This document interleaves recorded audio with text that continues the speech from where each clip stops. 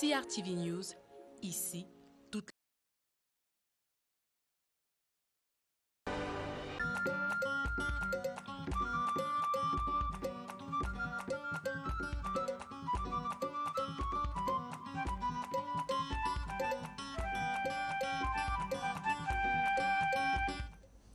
Mesdames, Messieurs, bonjour. Merci de nous recevoir chez vous en ce vendredi 11 décembre 2020. Nous faisons tout de suite notre première revue de cette dernière sortie de la semaine et débutons justement ce périple dans les kiosques à journaux par le quotidien Le Jour en ouverture donc de ce journal de Aman Mana, l'avenir prometteur qui se présage pour les péages routiers avec une réduction prévisionnelle de près de 50% des 7 milliards qui sont chaque année dilapidés sur les postes de péage. La panacée, c'est naturellement la construction de 14 premiers postes pionniers automatiques de péage routier. L'actualité vous dit qu'on se rappelle de cette descente de l'ingénieur de l'État Bankobo, c'était hier. L'on ne peut cependant pas en dire autant dans la capitale économique pour les marchands et les espaces commerçants. Le messager à sa une nous fait comprendre et laisse entendre que les dernières consultations électorales pour la désignation des responsables des différentes structures là-bas a laissé des plaies encore vives alors que l'on est de plein pied dans la fièvre des fêtes de fin d'année. Un autre qui a la tête sous l'eau, c'est naturellement le directeur du projet, l'ancien directeur du projet d'alimentation en eau potable de la ville de Yaoundé. Et Singan révèle ce matin que cet ancien directeur de projet ferait l'objet d'une audition par des enquêteurs. Véritable mer à boire également, finalement, dans le cadre de la gestion des ressources au niveau du ministère des Enseignements secondaires. Mutation exprime et explique à ses lecteurs dans ses colonnes ce matin. Mutation, justement, qui parle de la rareté des enseignants dans les salles de classe dans les régions du nord-ouest et du sud-ouest, la longue attente des affectations de ceux sortis des écoles normales, la lassitude de la longue marche vers des mutations et autres regroupements familiales qui ont par ailleurs fini, selon Mutation, par saper le moral et le rendement dans les établissements scolaires, précise donc le journal de la rue de l'aéroport dans sa parution de ce 11 décembre 2020. 3 prétendants, un siège au poste du président du conseil régional, c'est dans la région de l'extrême nord avec le tri-hebdomadaire Œil du Sahel de Guibaï Gataba qui fait une sorte de projection à quelques jours justement des sessions de plan droit en vue de la désignation des présidents des conseils régionaux, des commissions qui vont également siéger dans ces conseils régionaux. Déjà, le Mindevelle a annoncé la couleur en tenant ici même à Yaoundé en visioconférence une séance de travail avec les gouverneurs des 10 régions pour leur expliquer désormais les tenants et aboutissants selon la loi, notamment le Code général des collectivités territoriales décentralisées, la cohabitation entre cette fonction publique d'antan et désormais la fonction publique locale qui va s'installer avec l'avènement de ces régions qui va consacrer surtout la matérialisation de cette volonté d'une décentralisation accélérée et la démocratie consolidée. Désormais, dans sa représentativité, sans aucune représentativité au niveau du Parlement camerounais, on a désormais l'émergence qui parle du leader du MRC, pas de représentants au niveau du Parlement camerounais, pas de représentants dans les collectivités territoriales décentralisées, encore moins dans le dernier conseil régional issu des élections du 6 décembre 2020. Émergence dont s'interroge sur l'avenir justement du leader du mouvement pour la renaissance du Cameroun et ses partisans, alors que des instances juridictionnelles sont en cours avec ce leader-là et ses partisans au soir du mouvement annoncé pour la subversion, un mouvement subversif, on se rappelle le 22 septembre dernier. Cette affaire est encore en cours. Suivant donc les experts qui s'affrontent dans Émergence ce 11 décembre 2020, ce leader n'a désormais que les réseaux sociaux pour sa survie politique. Et puis une griffe de signature dans cette revue des Unes ce 11 décembre 2020 avec signature qui pointe ces plume ou sa plume et ses griffes sur la corporation, notamment des avocats, après le lancement ou le déclenchement en 2016 de la crise sociopolitique dans les régions du Nord-Ouest et du Sud-Ouest où les avocats étaient au devant de la scène, puis ont disparu. Il y a eu également la virgule politique avec des accointances avec certaines formations politiques, puis la récente actualité, le dernier développement de l'actualité de la corporation, notamment dans le littoral à Douala-Bonanjo. Puis Signature nous fait simplement savoir dans ses colonnes ce matin que cette corporation est plus que jamais divisée. Sortant de cette randonnée par le quotidien national bilingue Cameroun Tribune qui, à sa une, fait une projection de Championnat d'Afrique des Nations 2021. Le Cameroun n'attend plus que le début, le coup de sifflet du kick-off. Le Premier ministre qui faisait le tour du propriétaire hier dans les différentes aires de jeu retenues pour cette grande messe sportive a invité les Camerounais à faire le plein d'œufs en dépit du Covid-19 avec qui on est appelé donc à vivre même s'il est là et s'incruste dans nos habitudes. Mesdames, Messieurs, c'est la fin de cette autre sortie, fin de semaine également. Nous n'avons plus qu'à vous souhaiter un excellent vendredi, tout comme à la communauté, la grande communauté musulmane de l'un des plus beaux pays du monde, le Cameroun. Chaque jour étant une vie, prenez soin de vous et à lundi, Inch'Allah.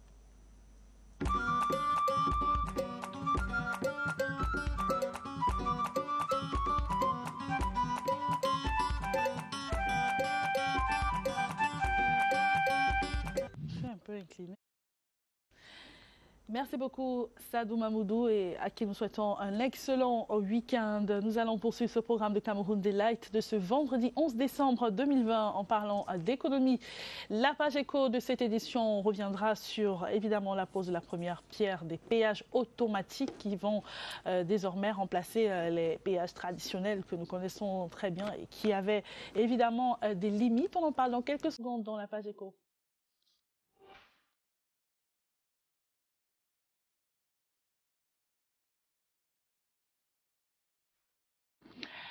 Le ministre des Travaux publics Emmanuel Nganou Djoumessi a donc procédé hier à la pose de la première pierre des travaux de construction des péages automatiques. Il était entouré pour la circonstance de 3 autres membres du gouvernement.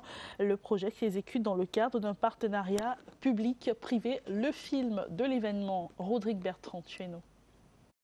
Fait, la symbolique du coup d'envoi des travaux de construction de 14 péages automatiques est accomplie. C'est un pas de plus dans le recours au financement innovant, tel que l'a décidé M. le Président de la République Paul Biya. Voici une mobilisation de plus de 34 milliards de francs CFA. L'investisseur privé apporte son financement, conçoit le projet, le réalise, va l'exploiter et maintenir l'ouvrage. Le maire de Bankomo a promis l'accompagnement des populations. Le président du CAPA a présenté les avantages du contrat, dont le moindre n'est pas la sécurisation et l'augmentation des recettes. Le groupe bénéficiaire du contrat y a vu la confiance des investisseurs en la paix et en la stabilité du Cameroun avant de promettre de respecter les délais. On est soumis à des pénalités si on est en retard. Et donc on a intérêt plutôt à finir plus tôt que tard. Rendez-vous a été pris dans 14 mois pour le passage de la maquette à la réalité.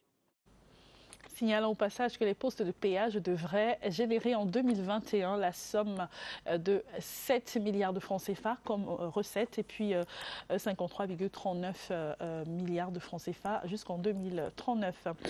Autre actualité ce matin, bientôt une cartographie des petites et moyennes entreprises au Cameroun. C'est donc un projet qui est en cours d'élaboration à l'initiative de l'Agence de promotion des petites et moyennes entreprises. Le projet bénéficie de l'appui technique de l'Institut national de la statistique et financé par l'Union européenne. Alvin Giselzé nous explique de quoi il s'agit.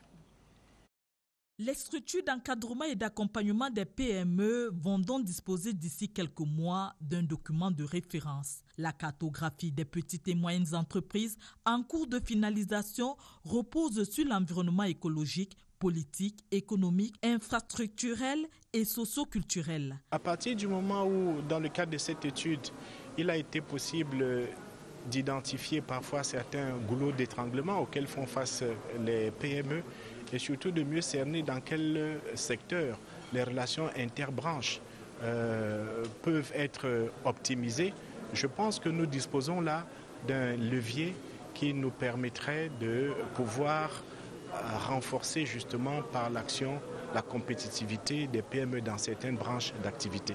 En plus d'être des créateurs d'emplois, les PME jouent également le rôle de moteur de la croissance. L'appui financier de l'Union européenne apporte une plus-value à cette étude réalisée par l'INS. Plus de 90% de l'économie des entreprises camerounaises sont des PME. Donc c'est essentiel vraiment se pencher et comprendre quels sont les problèmes, quelles sont les thématiques sur lesquelles on doit travailler pour booster la compétitivité et appuyer les petites et moyennes entreprises. Le développement durable, le développement économique dépendent en partie de la bonne santé et de la durée de vie des PME. Et on va rester dans le cadre de l'entrepreneuriat avec un conclave pour stimuler l'esprit entrepreneurial chez les jeunes qui a été lancé hier à Yaoundé. C'est donc dans le cadre du Congrès national de l'incubation d'entreprises qui se tient dans la capitale camerounaise. Marlise et Noam Barga. La solution aux questions d'incubation passe par une attitude que doivent adopter les débutants. Un potentiel entrepreneur doit d'abord avoir une idée, une bonne idée, maturer son projet et se maturer lui-même. Il est question pour ce premier congrès national de bâtir des entreprises viables et durables. Le premier congrès national des incubateurs a une ambition, garantir la formulation d'un programme qui permette d'exploiter de façon optimale les ressources humaines, les ressources socio-économique de ce pays. Le ministre des Postes et Télécommunications, le ministre de l'Emploi et de la Formation professionnelle et d'autres acteurs publics, tous engagés dans l'encadrement des jeunes entrepreneurs, comptent donc harmoniser leurs pratiques et attirer les incubateurs privés. C'est un point où le secteur public rencontre le secteur privé rencontre le secteur académique et chacun d'entre nous, nous avons besoin l'un de l'autre. Une économie camerounaise prospère est l'objectif final du Congrès national d'incubation en cours en ce moment même à Yaoundé. Et on va parler maintenant d'un secteur non moins névralgique de l'économie du Cameroun. Il s'agit du secteur du bois. Les partenaires du secteur bois sont donc en atelier ici à Yaoundé depuis hier sur la table. Les questions de gouvernance forestière. Timber Portal souligne l'importance de cette rencontre. Il est interviewé par Étienne Pascal Azégué.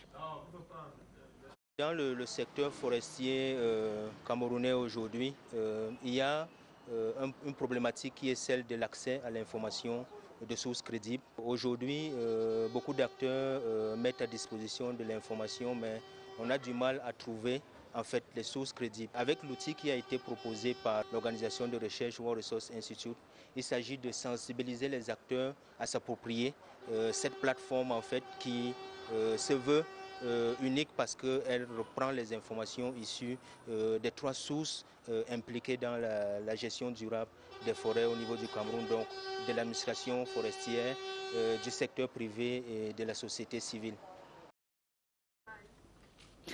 Et maintenant, la Société financière internationale, un groupe de la Banque mondiale en Afrique centrale, a donc un nouveau représentant pour l'Afrique centrale. Il s'agit de l'Ivoirien Sylvain Kakou, qui a rendu une visite de courtoisie au ministre des Finances, au menu des échanges, la création des marchés et surtout les débouchés dans le secteur privé. Le compte rendu de cette visite, Alvin Gizelzé. C'est un acteur qui compte dans le domaine de la finance. Sylvain Kakou, nouveau représentant régional de la Société financière internationale pour l'Afrique centrale, est au Cameroun pour ses rencontres avec les membres du gouvernement. La visite de courtoisie au ministère de l'économie permet d'identifier de nouvelles opportunités d'engagement dans les pays qu'il couvre. Vraiment dans une dynamique de prise de contact d'abord et puis de voir dans quelle mesure la Société financière internationale peut continuer à apporter son aide au développement du secteur privé, la promotion des emplois, création de richesses, transformation de l'économie.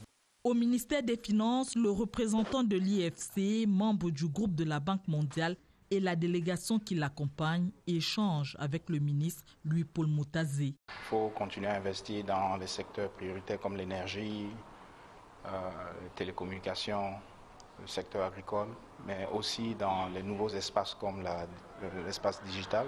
L'IFC collabore avec plus de 2000 entreprises à travers le monde. Elle consacre son capital, ses compétences et son influence à la création de marchés et de débouchés. Les financements de l'IFC en 2019 sont évalués à plus de 19 milliards de dollars dans les activités de développement portées par le secteur privé. Et on va terminer cette page éco par le chiffre du jour, 30 milliards de francs CFA. Alors qu'est-ce que ce chiffre représente? Le Cameroun est sur le marché des titres publics de la Banque des États de l'Afrique centrale, la BEAC, pour mobiliser donc 300 milliards de francs CFA auprès des investisseurs de la sous-région. Les titres qui arrivent à échéance en 2025 sont donc rémunérés au taux de 5,5%. C'est donc ce qui met un terme à cette page éco. On se retrouve dans un instant pour la revue de presse en anglais. Est avec nous dans ce studio. Bonjour Clarence. Bonjour Catherine. On va parler de culture parce que c'est ce qui fait la une de la majorité des quotidiens de ce matin avec l'élection à la SONACAM demain. Well, Cathy, let's shift away from politics. We know we have been talking too much about elections, regional elections, but this time I must tell you, tomorrow tension is mounting among artists. SONACAM will be having its General Assembly tomorrow to select, I should say, the board chair, PC as they call it in French. We have candidates who are... Président du conseil d'administration. Yeah, definitely. We have candidates that are going in. We have Ate Bazor, we have Jean-Pierre Qui semble Sommer. favori. Hein? And we have famous Wax Day, and there's four candidates are vying for that top position. So Cameroonian artists and, of course, fans of these artists, of course, they will be looking forward to know who is my artist that is going to win that position. Voilà, c'est donc une élection très attendue. Et évidemment, les journaux nous en diront un peu plus dans tabloïd en anglais.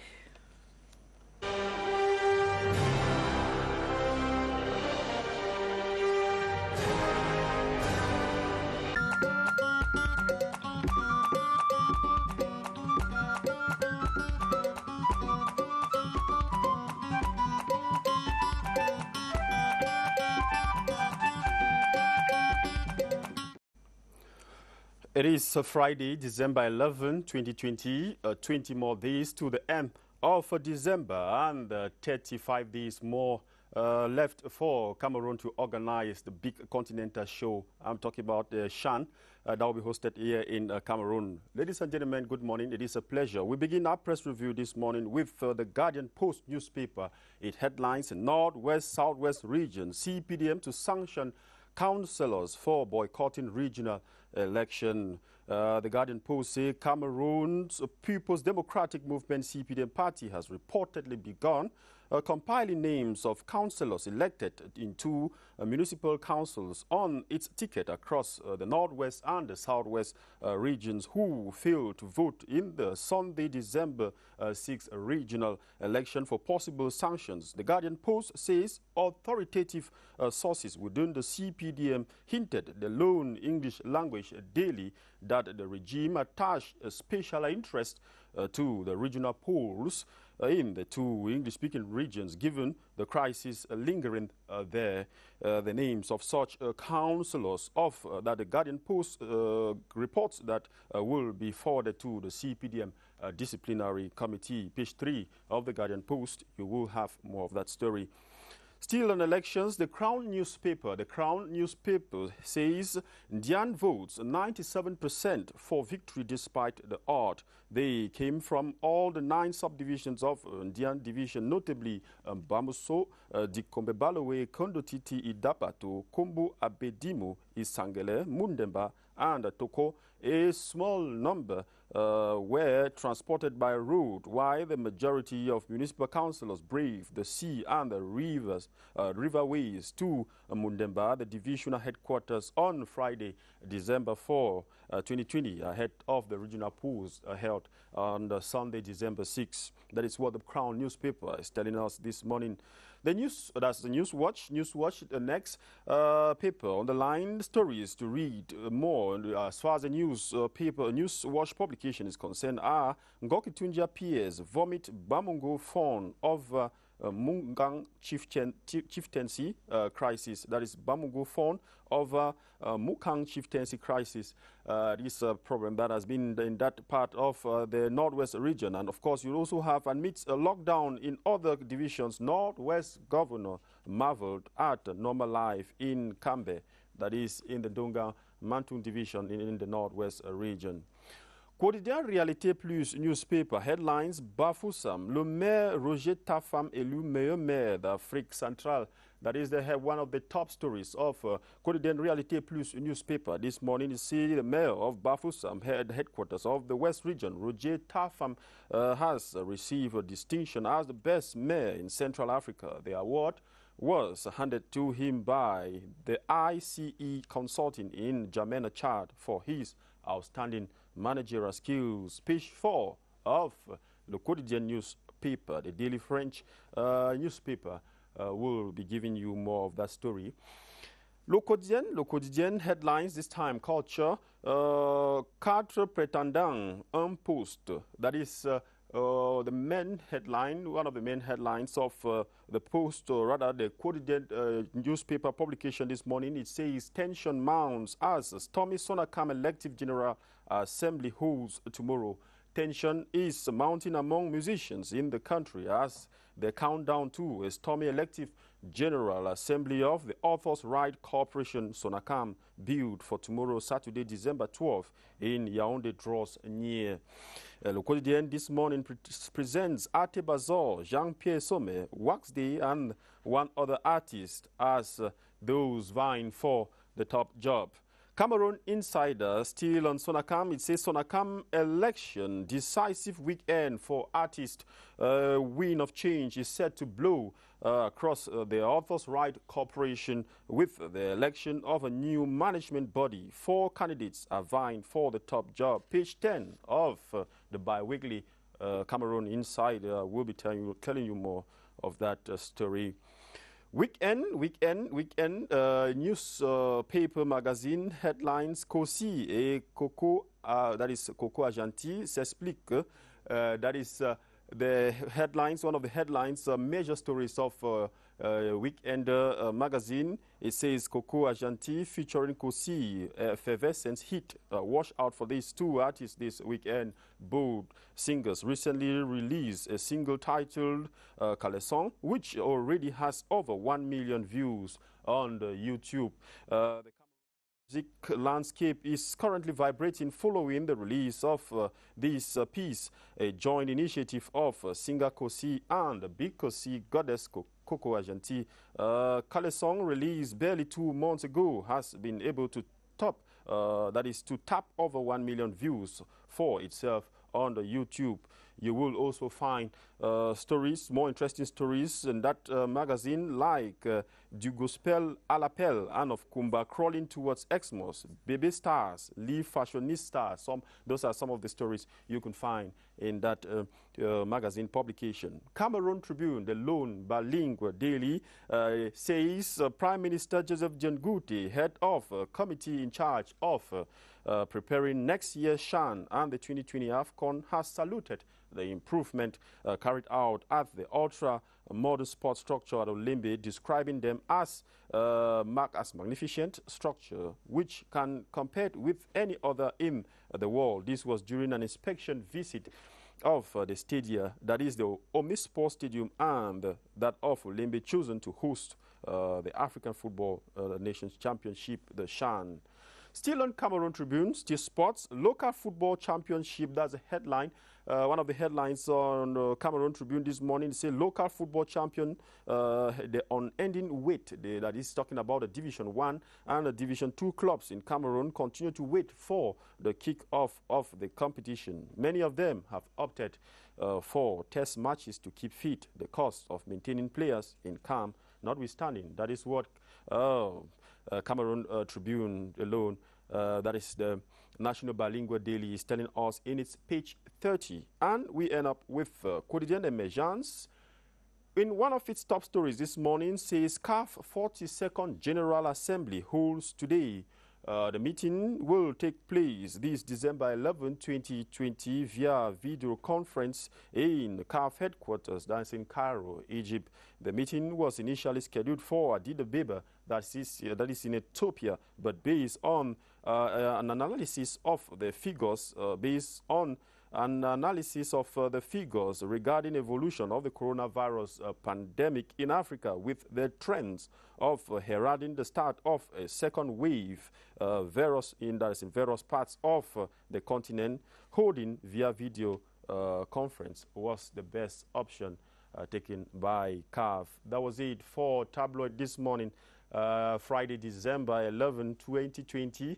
Of course, Monday will be another moment with you, but do not forget, save 400 francs CFA.